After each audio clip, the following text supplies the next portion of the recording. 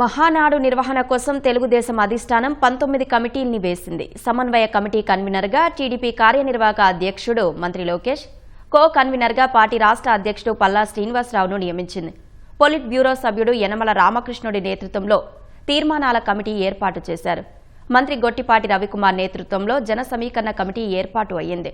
Palla Srinivasarao, polit bureau సభ్యుడు బక్కని నరసింహులు, అండమాన్ నికోబార్ అధ్యక్షుడు మాణిక్ యాదవ్ కన్వీనర్లుగా ఆహ్వాన కమిటీ నియమించారు.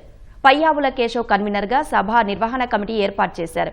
మంత్రి అచ్చెన్న కన్వీనర్గా వసతి ఏర్పాట్ల కమిటీ, మంత్రి బీసీ జనార్దన్ రెడ్డి కన్వీనర్గా భోజనాల ఏర్పాట్ల కమిటీ, హోంమంత్రి వంగలపూడి అనిత కన్వీనర్గా మీడియా కమిటీ, మంత్రి అనగాని సత్యప్రసాద్ కన్వీనర్గా ఆర్థిక వ్యవహారాల కమిటీ, సంధ్యారాణి కన్వీనర్గా సాంస్కృతిక కార్యక్రమాల కమిటీ, నిమ్మల రామానాయుడు కన్వీనర్గా సభా ప్రాంగణ పర్యవేక్షణ కమిటీలు ఏర్పాటు చేశారు.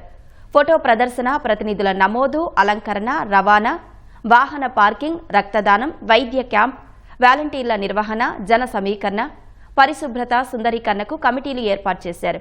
కమిటీలో ఆంధ్ర, తెలంగాణ రాష్ట్రాల పార్టీ నేతల్ని భాగస్వాముల్ని చేశారు.